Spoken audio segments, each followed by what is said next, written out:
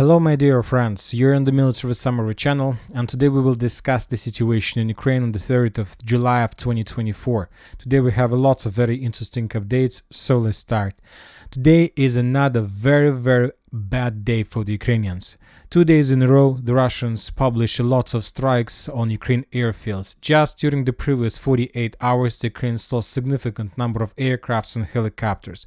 Just to remind you that this morning the Russian sources published the video how they managed to discover another airfield with helicopters that Ukrainians were using to support their forces, let's say in Kharkiv or maybe Donetsk direction.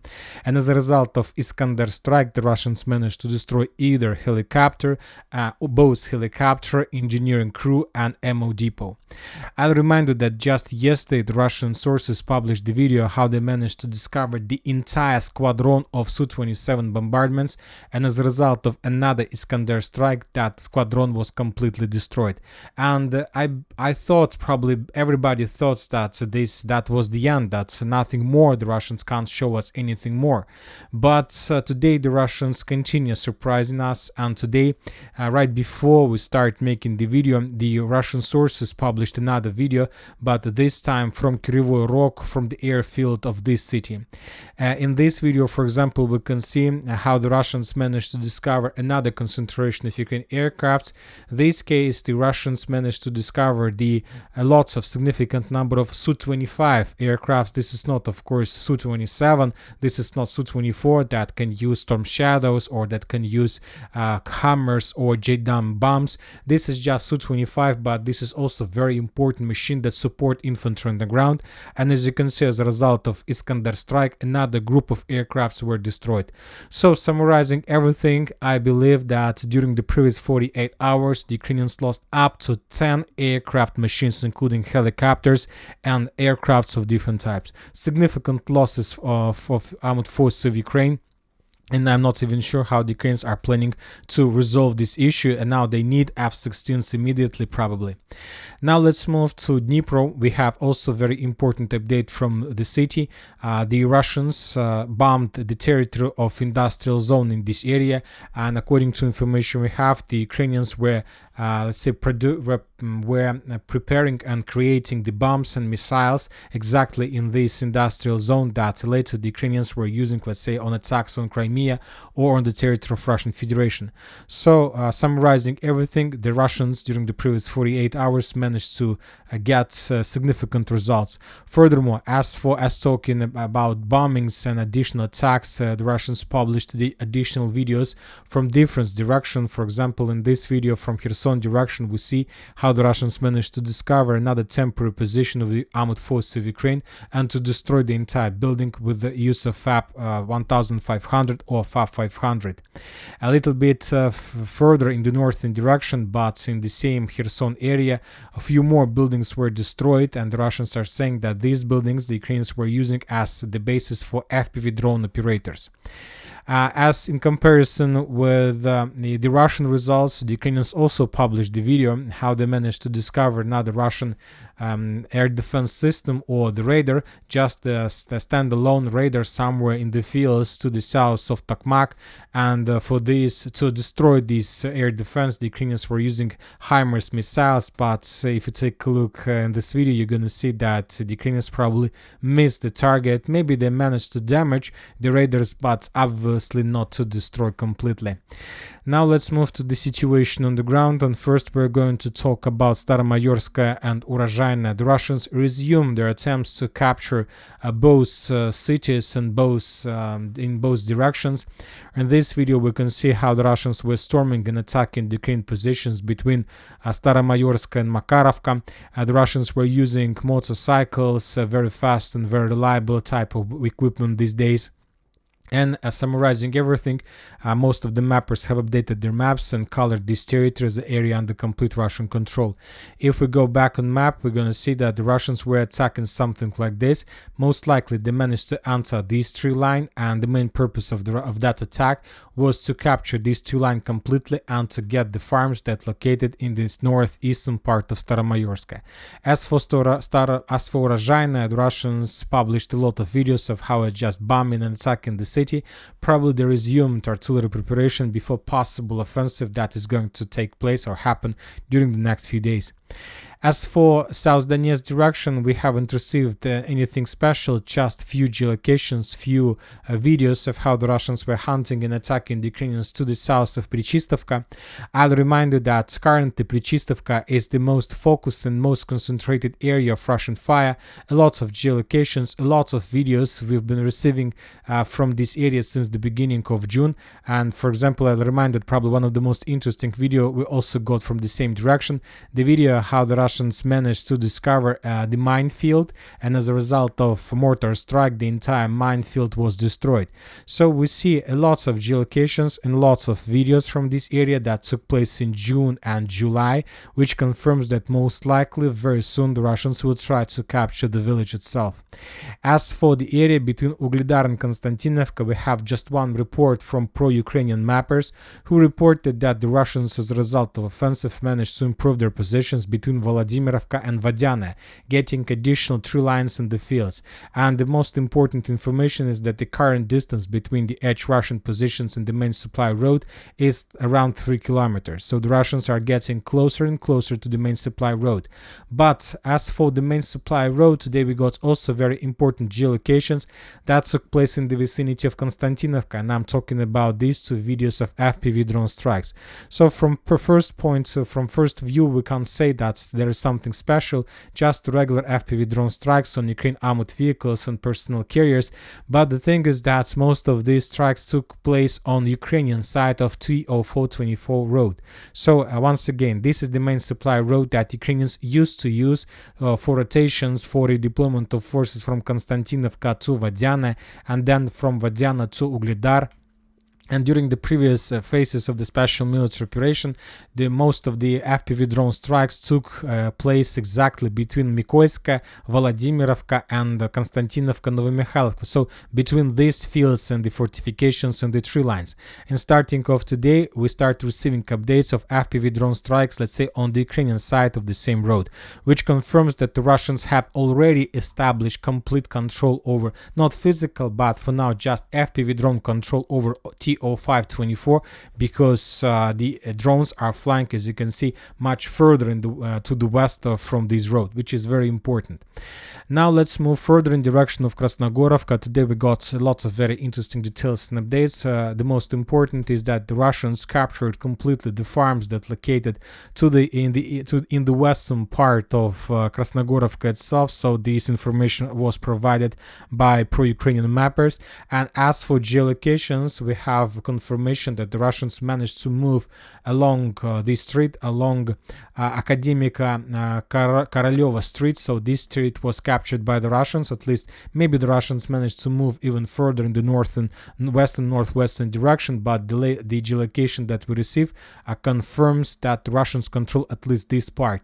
So as we understand, and as for the distance between edge Russian geolocated positions and let's say Lysenko street, probably the one of the final let's say streets of Krasnogorovka, is less than 1 kilometer, so just 720 meters before the Russians are able to establish complete control or to create a cauldron or to complete the battle for Krasnogorovka itself. Just 720 meters and the battle will be finished in Russian favor. Obviously this is nothing, it's just probably 1 or 2 weeks of clashes. Most likely the Russians will try to take under control or to encircle or to cut the main supply streets of Krasnogorovka before the NATO summit in the Washington, so which should take place probably during the next few days. Now we are moving further in direction of Karlovka. Today, according to information we have, according to different mappers, the Russians captured the final intersection of the tree lines in this area, and the Ukrainians who were abandoned among these fields probably were encircled. Or the Ukrainians managed to evacuate, and this is exactly what the Ukrainians were doing during the previous 24 hours. They were trying to abandon these fields and to evacuate as many as possible soldiers towards the mainland.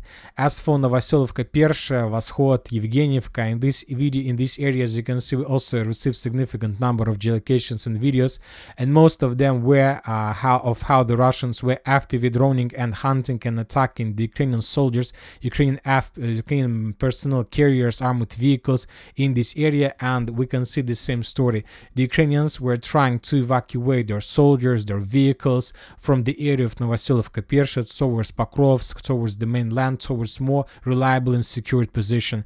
So the battle for this area probably will be finished by the Russians without even started, because the Ukrainians, as you can see, currently try to save the personnel and the assets they have. We got additional updates of additional Russian progress on the line between Acheretino and Progress itself. The Russians managed to capture additional square kilometers and square meters and got very close to Progress itself. Currently, the distance between possible edge Russian positions and village of Progress itself is less than 1.5 kilometers. So most likely during the next weeks, the battle for this village is going to start, maybe even this week. As for Vozdvizhenka, the Russians managed to improve their positions for additional 660 meters, and currently the distance between Russian edge positions and the first stronghold in the vicinity of Vozdvizhenka is less than 400 meters. So the Russians do have possibility to attack the Ukrainians in this area already with mortars, with sniper rifles, with just light guns and something like this. Now let's move further to the most important area, to Toretsk. The citadels begins to fall. This is exactly what we can say, not what kind of conclusion we can make, and not just Toretsk, about Toretsk agglomeration, but also about Chasiv Yar, about Volchansk, about Krasnogorovka, and many other towns and villages and cities all over the entire territory of Ukraine. The most important is that during this morning, the Ukrainian sources, mainly the Ukrainian sources, reported that the Russians, as a result of offensive operation, managed to break through the Ukrainian defense belt and to capture significant number of streets, buildings in the southern part of New York. And according to information we have, the Russians captured Yurivka completely, and during the previous 24 hours the Russians were clearing this territory. So most likely tomorrow or the day after, or right on the verge of NATO summit in Washington, the Ministry of Defense of Russian Federation will confirm this information. And as for this territory, this is very important, very interesting piece of news, because once again, if we calculate the distance between, let's say, previous Russian positions, this red territory, and the edge Russian positions in, let's say, in Yurivka or New York, the distance is around a little bit less than 4 kilometers. So just, I can't imagine myself how the Russians managed to bypass 4 kilometers in the most fortified area since the beginning of 2014 just in one day. I can't imagine this. So there are like few solutions. The first one, either the clash has been taking place here for a very long time, and just today we got the first confirmation, the first progress from pro-Ukrainian sources, or the Russians conducted another special operation, another pipeline operation, another underground operation, I don't know, another space operation or something like this, and this special operation led to this disaster for the Ukrainians. As for the northern flank, as for the towns like Toretsk itself, Pivnichne, Zalizne, Pivdenne, and Druzhba, the Russians also managed to break through the Ukrainian defense belt and to capture significant number of strongholds in the fortifications of the armored forces of Ukraine. First, let's talk about Druzhba. The Russian sources published today the video of how they were attacking the Ukrainian forces in the vicinity of Druzhba, and the Russians are calling this city by the name of Kirova, and there was very heavy clashes, but few things that I would like to point your attention. First of all, we see no resistance from the Ukrainian side. We see lots of Russians that were moving along the railways, between the streets, between brushes, between tree lines, between buildings. The Russians were everywhere, and we see no resistance from the Ukrainian side. And this is very weird, because I don't understand what exactly was happening there, if the Russians were able to bypass such a big territories without any problems from the Ukrainian side. And as a result of these videos, as a result of actions and events that took place during the video we've just been watching, the Russians managed to capture this small territory along the railways and the let's say eastern part of Kirova. So these first buildings and streets were captured. Later we got additional updates, additional video from Druzhba itself, and the Ukrainian sources published the video of how they were FPV droning and attacking the Russian forces in this building. This video was geolocated, and this building is located here, so along Sadova Street. And based on this video, most of the mappers have adjusted their maps, showing additional Russian progress inside of the Druzhba. So according to the events we got, the Russians captured Kirova, some streets of Kirova, Sadova Street, Kuybyshevo Street, and Zaliznichna Street. Obviously, this is significant progress of the armed forces of Russian Federation. A few more streets, few more buildings, and the Russians will be able to get operational space. And as soon as they get operational space, the Russians will be able to move further in direction of Delivka. And telling the truth, this is not the most important update. Of course, this is very important. It's such a big progress for the Russians. But right before we start making the video, we got a very interesting and, telling the truth, very weird update from the next citadel in a city by the name of Pivnichna. So from this area, as you can see, there is an icon of bombing with Ukrainian colors, which confirms that Ukrainians were bombing this territory. For now, I can't tell you for sure whether those were Ukrainians, but the video was published by the Ukrainian sources, and the author who published this video reported that in these videos, in these episodes, we can see how the Ukrainians were bombing and attacking the Russians all over the entire Toretsk front line. And in a few seconds, this is it. In this episode, exactly, particularly in this episode, we can see another artillery strike of armed forces of Ukraine in this area. So the Ukrainians were bombing this is school, so the Ukrainians were bombing the school. So we can make a conclusion based on this video that maybe, very likely, that the Russians managed to improve their positions, let's say in the southern flank of Toretsk direction, not Toretsk, but Pivnichny direction, and to answer the next citadel. And this is already not just very big problems for Ukrainians. This is a big disaster, and we see that Ukrainians currently can't do anything in this direction. They're falling back, giving more and more territories under Russian control. If the Russians are able to keep this speed, to keep this temp, most likely the entire Toretsk New-York agglomeration, the most fortified area that been fortifying since the beginning of 2014, will fall very fast, even faster than any other fortification on the stronghold during the special military operation, which is also a very big disaster, because after Toretsk and New York, they're going to be Konstantinovka, and the battle for Donbas Arc operation is going to begin. What can we say? As for Chasiv Yar, today we also have colored the eastern part of Chasiv Yar completely. Yesterday we got the video how the Russians raised the flag in the most east-western building of the eastern Chasiv Yar. Today we got additional updates, so we can make a conclusion that eastern Chasiv Yar citadel has fallen as well. So a lot of citadels fell already in Toretsk, New York. Krasnogorovka citadel has fallen. We see that Chasiv Yar citadel has fallen. Probably Volchansk citadel is about to fall as well. So as we can see, either the Russians found a solution, found a key how to crack these nets, or maybe the Ukrainians are doing this for purpose, for some reason. Because when I see such a progress of the Russians in Toretsk, the first things that comes to my mind is the demand or Putin proposal of peace agreement. According to his proposal, the Ukrainians should abandon their positions in this area. And maybe this is exactly what is happening. Maybe Zelensky rejected proposal, let's say in media for TV news, but when talking about face-to-face or conversations through Viktor Orban, maybe he agreed, and now we are seeing exactly this process. I can't tell you for sure. Now let's move to Siversk. As you can see, just regular military activity. The Russians were bombing and attacking the Ukrainian positions heavily. Probably this is something like artillery preparation, and most likely during the next few days the Russians will resume their attempts to get additional control over additional footholds, strongholds in direction of Siversk itself. As for Kremenная Forest, the 12th Special Purpose Brigade Azov continue attacking the Russian forces in this area. Today we got another video of how the Russians were counter-attacking and bombing the Ukrainian positions, trying to slow them down. I believe that during the next few days we're going to receive additional updates from this territory. Now let's move to the south in Kupiansk direction. As I understand, during the next few days the Minister of Defense and the soldiers on the ground will confirm complete control over the village of Makeyevka. So this is a very important stronghold. This is the key village before further offensive operation towards Liman.